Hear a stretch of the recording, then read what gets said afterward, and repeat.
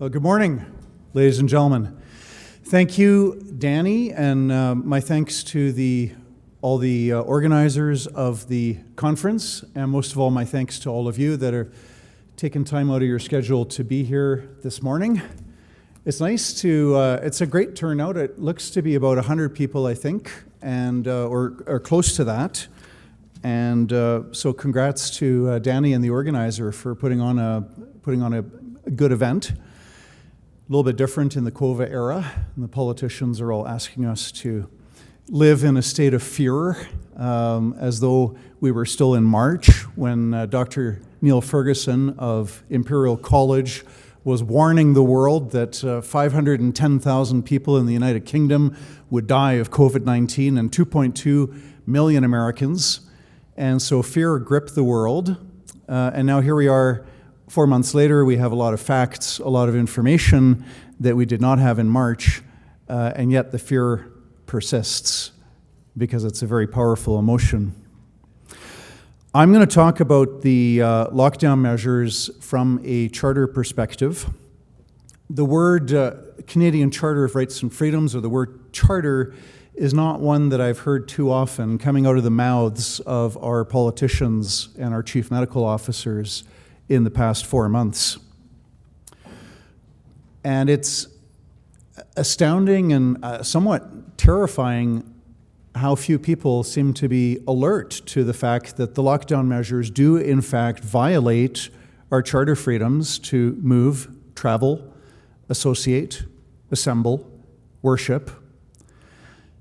These are violations of our charter freedoms, and it's quite scary when the political leaders and chief medical officers don't even seem to acknowledge that in what they say. It's not even spoken about. The other thing that people have lost sight of, or perhaps it's something that they've never learned, is that the Charter says that the onus is not on citizens, but the onus is on politicians to show demonstrably that violations of our charter freedoms are justified. Section 1 of the Charter says quite simply, the Canadian Charter of Rights and Freedoms guarantees the rights and freedoms set out in it, subject only to such reasonable limits prescribed by law that can be demonstrably justified in a free and democratic society. So, of course, during a public health emergency, governments do have that power and authority to bring in temporary measures in pursuit of a pressing and substantial objective, temporary measures that are narrowly tailored to deal with a situation. But the onus is on the politicians to demonstrate that these charter freedom violating measures are actually doing more good than harm. There's no onus on us as citizens to have to prove that the lockdown is doing more harm than good. The onus is on the politicians to show that the lockdowns are doing more good than harm. People have also seemed to have forgotten that whenever governments violate our rights and freedoms, they always put forward a good reason, a pretext, an idea. Right? Yes, we're violating your freedom to speak, your freedom to practice your faith, your freedom to assemble, to associate. We're trampling on the rights of parents to raise their own children and to provide the kind of education that parents think best. But there's good reason.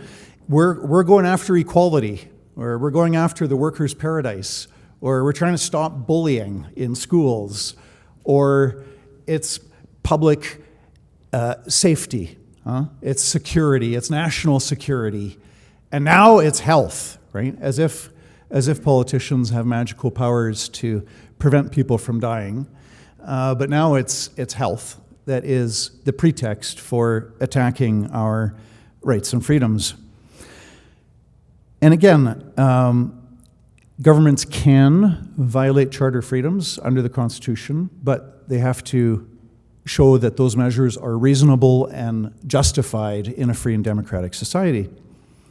I didn't oppose the lockdowns in March and April when they were first introduced as a temporary measure to flatten the curve. Remember flattening the curve? And we don't talk about that too much. Now it's stopping the spread, like as if we can stop the virus entirely, which in the context of evidence-based public policy and science, I don't think is very scientific to pretend that we can stop the spread entirely. But even that purpose has shifted. We've been told that this is unprecedented. Well, actually, no.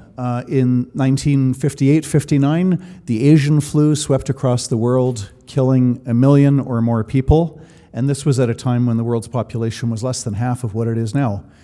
11 years later, the Hong Kong flu traveled all around the world. 1968-69 killed 1 million or more people, again, in a context when world population was less than half of what it is now. So that would be like 2 million people getting killed today.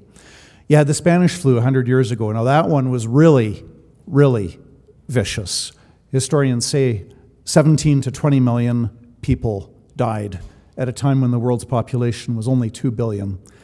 So a virus is actually not unprecedented. What is unprecedented is locking down a healthy population and destroying an economy rather than the traditional quarantine, which is to isolate sick people. That's what quarantine is meant for thousands of years. That's still what it means today. You quarantine is to isolate the sick people so that the disease doesn't spread. To lock down a healthy population for months on end is a novel social experiment that has never been tried before in human history, at least not on this scale or for this duration.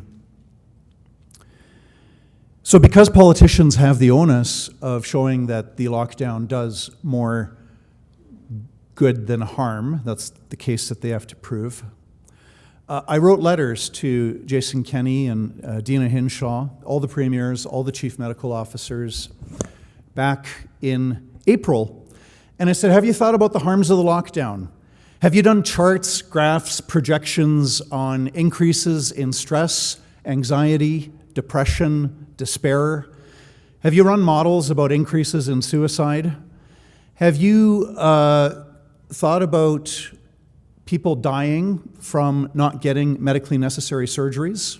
I mean, here in Alberta, Dr. Dina Hinshaw, the chief medical officer, canceled over 20,000 medically necessary surgeries. They have this somewhat misleading name of elective, which, you know, if you're not a doctor or a nurse, if you don't work in the healthcare system, and I talk about elective surgery, what does that sound like? Sounds like something you may or may not need, right? You know, you could have it, you know, or not. It's okay. You don't need it. Elective simply means non-emergency. It means that you have not been in a car accident an hour ago, or you haven't just been shot in the shoulder an hour ago. You don't need surgery right now at this moment. That's what elective means, okay? Who's heard about Jerry Dunham? Jerry Dunham died in Medicine Hat, June the 7th. He had a heart condition, 46 years old, father of 2 daughters. And his heart was operating at 25% capacity. He was already out of work because his health was so poor. He couldn't work to support himself or his daughters. He needed a pacemaker. In April, he went to the doctor. This is after Dina Hinshaw has canceled 20,000 surgeries and has, shut down the medical system to make room for a wave of COVID patients who never came. And he's gone to the doctor to schedule pacemaker surgery. Well, Jason Kenney and Dina Hinshaw have deemed that to be non-essential. It's elective, your pacemaker surgery. And it was horrible. His Facebook posts, when he found out in May that in Ontario there were 30 people that died, cardiac patients were waiting for their heart surgery.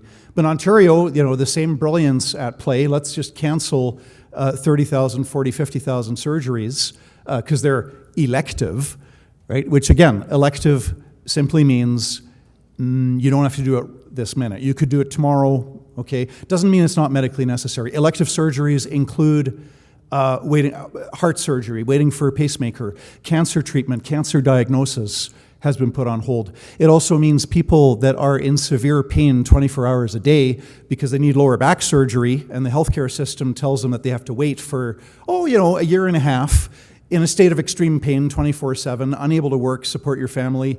Those are also elective surgeries, right? And some years ago challenged the healthcare monopoly in Alberta over people dying and suffering on waiting lists. And client who fought that is here with us, and he's now in law school.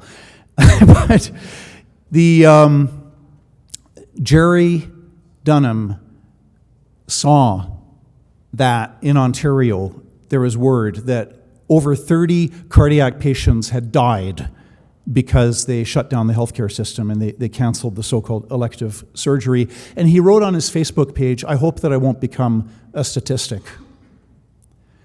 Then he had a heart attack at the end of May. No pacemaker, right? He needed his pacemaker surgery. Dina Hinshaw and Jason Kenney said, "That's not essential. You're not getting your pacemaker surgery." And he got a heart attack. And in the time that it took for the ambulance to come and the paramedics and to get his heart back, there was too much time lost. And you know what happens if your heart's not working for 9 or 10 minutes, whatever amount of time it was, permanent brain damage. So by the time he got to the hospital, his body was alive, but he was brain dead. And his daughters and the mother of his daughters flew in from Ontario, and the mother writes that it's the most heartbreaking thing she's ever gone through to see her 9-year-old daughter hugging and saying, "Daddy, wake up, Daddy, wake up," because his heart was still beating and everything, but he was gone. And the other daughter just crying in the corner, rocking herself back and forth. That's the lockdown measures. That's not a COVID death. Krista was this is the mother of Jerry's children. They were separated. Krista was approached by a nurse and was asked, "Can we put this down as a COVID death?" No! He tested for COVID. He didn't have COVID. Even if he had COVID in his body, this is a heart attack, COVID death. This is another thing. I mean, the deaths are overreported, and this has been admitted to publicly by American and Italian health officials who say anybody who dies with COVID in their body is deemed to have died of COVID, okay? So, but even if the death stats on COVID were accurate, even taking the numbers at face value that you see on Worldometer, this is not unprecedented. Well, I've asked the questions of the chief medical officers, and in every Canadian province and territory and federally. And, what about the increases in mental illness, psychiatric disorders, people suffering harm, people harmed because they're not getting medical care? And wouldn't you know it, not a single answer to any question. What does that tell you? They're not doing their duty under the Charter. They have a duty to demonstrably justify the lockdown measures as bringing out more good than harm. You're not fulfilling your duty under the Constitution when you blithely ignore and when you refuse to explore all the harms of all the lockdowns. What the governments are required to do here in Alberta, as well as in every jurisdiction, the Constitution requires them to proactively, deliberately, intentionally do a full, comprehensive examination of all of the harms caused by the lockdown. Every single possible harm. And do up your charts and graphs and get your research, get your ducks in order. Why? Because you have to demonstrate that the lockdown is doing more good than harm. You cannot demonstrate that by simply assuming the benefits. There's another side there. When Christine Elliott, the Ontario Health Minister, was confronted with 30 deaths from canceled surgeries, she said, "We're saving thousands of lives." I've talked to my MLA in Alberta. We only had 160. Jason Kenney said in April, 32,000 people would die of COVID-19. As many as 32,000 people would die. What's the actual number today? 161, 162, right? 32,000, 161. My MLA tells me, and I'm sure other Alberta MLAs are saying the same thing, well, it's because of the lockdowns that it's only 161. I mean, if it wasn't for the lockdowns, there'd be these huge numbers. And I say, where's the evidence? Show me the evidence. An assertion is not evidence. You can say 1,000 times that the lockdown saved lives, but what's the data? How do you know that? What's that based on? They're just assuming that it worked well. They haven't put forward any evidence, at least not yet. And then on the harm side, they're not fulfilling their duty under the Constitution to explore. So we can actually do an honest analysis and weigh the benefits, if any, and weigh the harms and see where that comes out. And without having done that exercise, we're in very serious danger of another knee-jerk lockdown measures bringing on more economic ruin. I don't know where Jason Kenney and Dina Hinshaw think the money is going to come from to pay for healthcare when you destroy the economy and you have no money. The other interesting thing is that Premier Hinshaw and her lovely assistant Jason apparently believe that COVID-19 is a political virus that can distinguish between an anti-racism rally and a rally in support of charter freedoms. The Justice Center is representing people that got issued $1,200 tickets for peacefully exercising their charter rights and freedoms, including people that were peacefully protesting the lockdown measures at the legislature. So you got the police coming in and they're getting their $1,200 tickets. But then when we have the anti-racism rally with thousands of people all packed together real closely, some of them wearing masks, some of them not, you would think that Jason Kenney and Dina Hinshaw would loudly denounce, and Doug Ford in Ontario. Do you remember Doug Ford in April? Some people protesting against the lockdown measures, and Doug Ford denounced them as reckless, selfish, irresponsible yahoos who are endangering themselves. Right? Remember that? And then we get 3,000 people or more crowding into downtown Toronto protesting against racism. What does Doug Ford say? Nothing. No word to say, oh, well, shame on you for violating social distancing norms. And same in Alberta. Neither Dina Hinshaw nor Jason Kenney denounced the failure to observe social distancing at the anti-racism rallies, which is one of two things. Either there's no science behind it at all, and they were just lying to us when they told us for months on end that social distancing was a life-saving necessity, and social distancing as a lockdown measure being one of the key drivers of economic destruction that's destroying lives and destroying livelihoods. And so either that was not true, or these people are utterly lacking in integrity because they seem to think that COVID is a political virus. So what do we do? What do we do? Now the big talk is masks, right? If ever there was a time to wear masks, that would have been in March and April when we didn't know what was going on, when it was still plausible that maybe perhaps Neil Ferguson was correct, and possibly Jason Kenney and Dina Hinshaw were correct with their predictions that as many as 32,000 Albertans could die. Why no masks in March and April? And why now? We have a choice. We can continue along the current road of being stripped of our charter rights and freedoms, and we can continue on the road of a path towards poverty, loss of prosperity, which will result in an inability to pay for healthcare, to pay for looking after elderly people in nursing homes. You can't do that when you have a crippled, debt-ridden economy. Right? So choices are poverty and slavery, where government is our master and manages us like cattle. Or we can choose charter freedoms.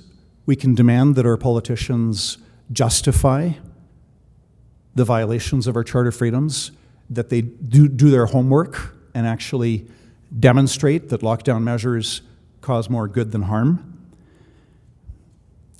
And what's the solution? I wrote this last night, but it ties in with John Robson's talk. The solution is the same as it always is. Be bold, be courageous, speak the truth, live the truth. I think the short-term future looks pretty bleak, but we owe it to ourselves. So you can look at yourself in the mirror at night. We owe it to ourselves, to our children, to our grandchildren, to continue the fight for the free society, because it is better to die standing than to live on your knees. Thank you.